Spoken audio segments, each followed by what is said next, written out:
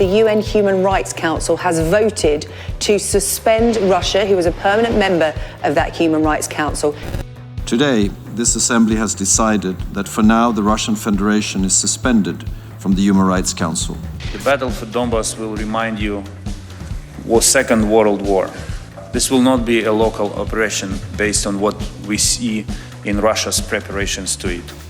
We're facing the biggest food crisis of modern human times, according to Federated Farmers.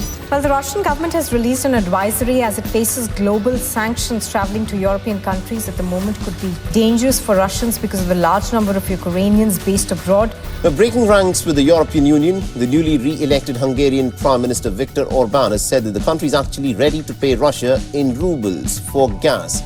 Hungary will pay for shipments in rubles if Russia asks it to. China has warned relations with the United States will be severely impacted if Washington's House of Representatives Speaker Nancy Pelosi visits Taiwan. 如果此方成行，中方将采取坚决有力措施，作出回应。 Over a third of Americans have not the slightest conception of what a nuclear conflict means. The Ukraine crisis threatens nuclear war, which means essentially terminal war. Nothing escapes.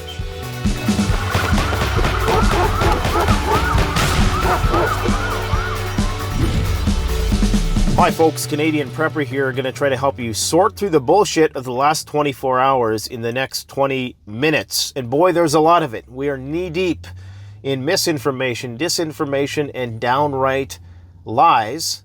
And just copious amounts of it. But you know what, guys? If you are a person who gets easily afraid and anxious, then I would encourage you instead to go and watch some of those Will Smith slap memes and remixes. Those things are absolutely hilarious. I went down that rabbit hole for about an hour last night. Good times. But things are not looking good. And just a heads up, guys, we will be releasing a e-bike solar charging how-to video this week. It's easy, but it's not so easy. There's a few things you need in order to charge your e-bike directly from a solar panel, which may prove very useful as the price of gas goes through the roof and is unaffordable to a lot of people in the coming weeks and months ahead. Now, big news. Russia was expelled from the UN Human Rights Commission. This is going to be one less channel for negotiating peace. And this is probably going to cement World War III because, like I say, this is one less channel for them to negotiate some kind of peace deal, to have that line of communication. And I think that this was a big mistake in spite of, whatever they have been accused of doing. Then I just think it was a big mistake because the likelihood of this thing escalating now is certain. In fact, Ukraine Foreign Minister Dmytro Kuleba has warned that the battle for Donbass will remind people of World War II with large operations, maneuvers, thousands of tanks, planes, and armored vehicles. So this is going to be a big battle. And actually, there's a website that you can go and check out. I'm going to get the editor to put it on the screen here. It's a deployment map, and it shows you all the approximate locations of Ukrainian and Russian and pro-Russian units that are stationed in the Ukraine. Most of the brigades and battalions, it shows you what types of battalions they are, and it gives you a sense of who is where. Now, I don't think it's exhaustive of everything that the Russians have. It's obviously not classified information, but you can pair that with live UA map, and you can start to get a pretty decent picture of what is going on the ground. Now, my personal prediction with respect to what's going to happen there is that the Russians are likely going to overpower them. Some people are saying by May. There are some maneuvers that perhaps Ukraine could do to prolong it. And if they can hold off till they get this $500 million shipment of materials and heavy weapons from the EU, then maybe there's a chance that they can hold them off longer. But the thing that a lot of people need to realize, and what a lot of people aren't seeing in the news, is that Russia has gutted the military's command and control, their ammo supplies, their fuel. So the Ukrainian military is running on fumes right now, which is why the tone has changed with the Zelensky leadership in terms of they're willing to make all these concessions about neutrality and possibly even handing over certain parts of the country. It's because they're running on fumes. And this is why they're requiring all of these armaments. But really, the amount of stuff that could be supplied by Europe right now is likely going to be insufficient in holding off a major Russian offensive. And we really don't know what they're going to bring to bear this time. We really don't know what types of weapons they're going to use, but it's going to be a big battle. As he said, it's going to remind people of World War II. Go and check out that map and pair that with live UA map, and that should give you a good sense of what is going on the ground. Now, all sorts of things going on around the world. Europe continues to expel Russian diplomats from its countries. We got Russia threatening Finland of harsh consequences if they join NATO, saying Vladimir Dezbarov said Finland joining NATO would be a terrible tragedy and will be asking for the destruction of their country if they join NATO and make themselves a Russian target, a Moscow lawmaker warns. So them be fighting words.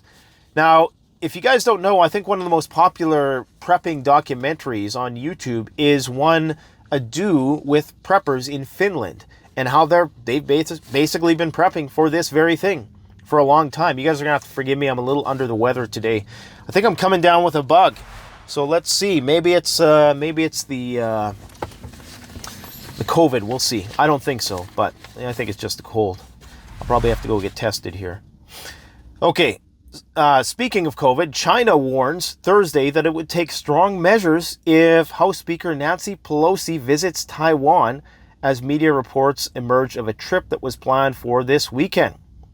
Not good. And this is something that China has reiterated on numerous occasions, that any interaction between the U.S. and Taiwan will be frowned upon greatly. Apparently, they haven't been there, or they haven't sent somebody there since 1997. Obviously, Taiwan holds significant historical and geopolitical significance to China. So, it would be the equivalent of maybe China coming to Cuba and, planning a visit there, or wanting to have some sort of war games with Cuba. Because they're also going to be sending $100 million worth of weapons there, which probably is not going to sit so well with the Chinese, I reckon. Hungary has received nuclear fuel from Russia by air. This is, of course, on the heels of Hungary breaking ranks with the European Union, saying that it will pay for Russian gas in rubles. So we have Hungary now, we have Serbia, who are kind of aligning themselves with the Russians. Of course, you have Syria, you have Turkey, who's always kind of on the fence. You have all of these southeastern European countries. You have China, who has basically, sided with Russia throughout this whole thing. You have Pakistan, you have India, who abstained from voting at the UN. So they didn't vote nay, but they did abstain, and which does say a lot. Now, Russia has threatened that if you chose to abstain, that you would be in unfriendly territory with them, so we'll see what their response is. I still think that India abstain shows that, they are generally neutral on the issue, and of course they want to maintain healthy relations with Russia because they need their weapons to fight off the Chinese. It's funny, both the Chinese and the Indians need Russian weapons to fight each other. Which, I guess a friend of my friend is an enemy type thing, or an enemy of my friend. And I can't remember how it goes, guys.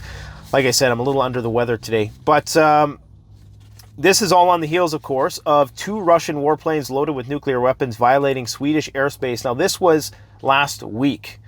So this warning to Finland, is something that should be taken seriously. The Russians obviously view that area as being strategically significant. So, something to consider. NATO members have agreed to ramp up their supply of armaments to Ukraine, including heavy weapons, amid concerns that Russia is about to launch a large offensive in the Donbass region. I think we already kind of touched upon that. And just a few more things with respect to the food supply. As many people know, this bird flu has been circulating throughout the U.S. I believe it's resulted in the culling of around 33 million chickens or something like that. And that seems quite significant, but bear in mind that the U.S. has about 500 million chickens. And I believe in the world there's about 30 billion chickens. So there's still a lot of chicken to go around, but that, when paired with the high price of fertilizer, pesticide, insecticide, all those things, that's all going to contribute to rising food prices, all culminating to New Zealand saying that it's facing the biggest food crisis in modern human times. That's a bold statement. Russia's invasion of Ukraine is having many ripple effects across the world, but aside from the loss of human life, the impact on the food supply and costs around the world, including New Zealand, could be one of the worst in modern times. So we're going to see how this materializes this year. Hopefully the climate is conducive to a good bumper crop. If not, I guess we'll be happy we were preppers when that time comes. Anyways, guys, that's pretty much all I have for you today. Oh, one last thing. Noam Chomsky issued a very, very dire warning. And for Chomsky, this is pretty significant. I'm not sure if he's going to be checking out soon in terms of life. Like, I think he's at the end of his rope. He's very, very old. And I think he wanted to give one last warning to humanity that we right now are on the precipice of total collapse. World War III, nuclear war. He gave very dire warnings about, the rise of fascism in Europe and this sort of thing. And of course, you have Germany arming up now, who has been under U.S. military control for the longest time. And so it's going to be interesting to see how that works itself out in the coming years and decades ahead. If we have a repeat, we have South Korea wanting nukes, we have Japan wanting nukes, we have Poland wanting nukes. So clearly the dividing lines are being drawn, and we just need to keep our head on a swivel. We need just to keep on prepping, keep on having fun with life. Enjoy your life, guys, but at the same time, pay attention, because things could heat up at any point in time. And as much as we are perhaps desensitized to what's been going on right now, that doesn't mean that the threat level has decreased at all. If anything, it's only ratcheted up. So let's see what happens in the Donbass. Thanks for watching, guys. Stay safe, take care, enjoy your life, and go check out some of those Will Smith slap memes and post the title to the one that you think is funniest in the comment section below. Take care. The best way to support this channel is to support yourself by gearing up at CanadianPreparedness.com, where you'll find high-quality survival gear at the best prices, no junk, and no gimmicks. Use discount code PREPPINGGEAR for 10% off. Don't forget, the strong survive, but the prepared thrive. Stay safe.